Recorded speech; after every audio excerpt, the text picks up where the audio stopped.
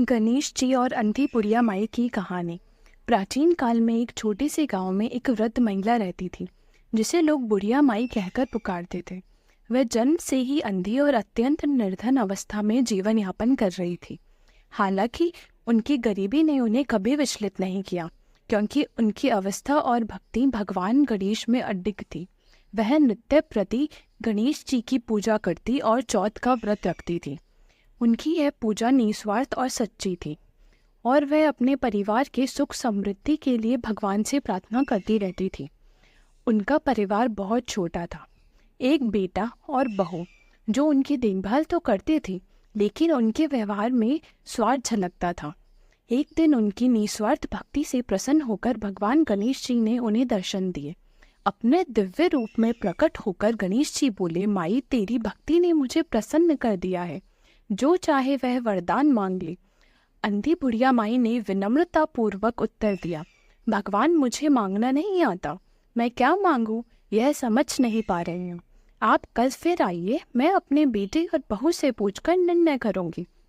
गणेश जी मुस्कुराते हुए बोले, ठीक है माई, मैं कल फिर आऊंगा, जो उचित लगे मांग लेना। अगले दिन बुढ़िया माई ने अपनी बेटी से पूछा, बेटा, भगवान गणेश ने मुझे वरदान देने का वचन दिया है, मैं क्या मांगूं? बेटे ने उत्तर दिया, माँ, धन मांग लो, धन होगा तो जीवन में सारे कष्ट दूर हो जाएंगे। इसके बाद बुढ़िया माई ने अपनी बहू से परामर्श लिया। बहू ने कहा, माँ, आप पोता मांग लीजिए, एक पोते के आने से घर में रौनक आ जाएगी और हमारा जीवन संपूर्ण हो जाएगा।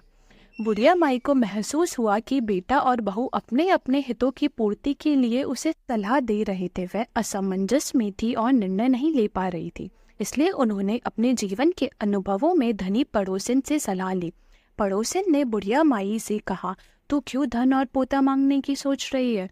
तेरी उम्र अब ज़्यादा नहीं बची है, तो अपनी आंखें मांग ले, ताकि बचे हुए जीवन को देख सके और सुखपूर्वक जी सके।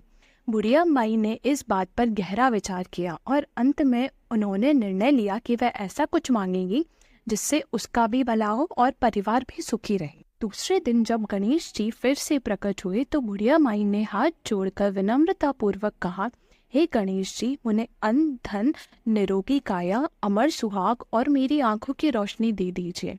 मैं चाहती हूँ कि अपने पोते को सोने के कटोरे में दूध पीता देख सकूं। साथ ही मुझे आपके श्री चरणों में स्थान भी मिल जाए और मेरे परिवार को सुख समृद्धि का आशीर्वाद प्रदान करें। भगवान गणेश ने यह सुनकर हंसते हुए कहा, माई, तूने तो मुझे ठग लिया। कहती है कि तुझे मांगना नहीं आता और सब कुछ एक साथ ही मांग लिया। खैर, तेरी भक्ति सच्ची है, इसलिए जो कुछ तूने मांगा है वह सब कुछ तुझे प्राप्त होगा। इतना कहकर भगवान गणेश अंतर्ध्यान हो गए और बुढ़िया माई को वह सब मिल गया जिसकी उन्होंने कामना की थी, अन्न, धन, उनकी आंखों की रोशनी और एक खुशहाल परिवार। उन्होंने भगवान गणेश के आशीर्वाद से जीवन भर सुख और संतोष का अनुभव किया और अपनी भक्ति के मार्ग पर अडिग रही।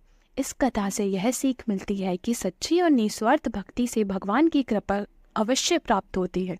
जब मन पवित्र हो और दिल में भक्ति हो तो जीवन में सभी मनोकामनाएं पूरी होती है। ओम गणेशाय नमः।